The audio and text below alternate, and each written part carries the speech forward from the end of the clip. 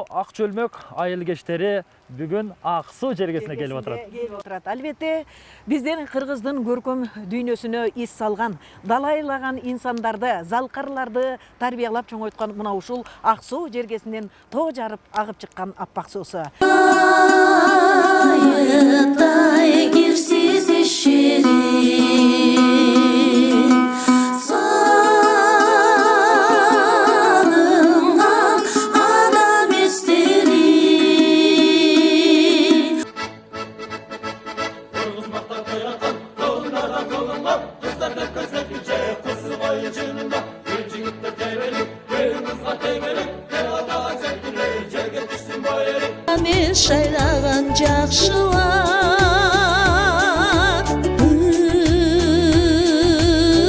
Idırandı urularga bölünbö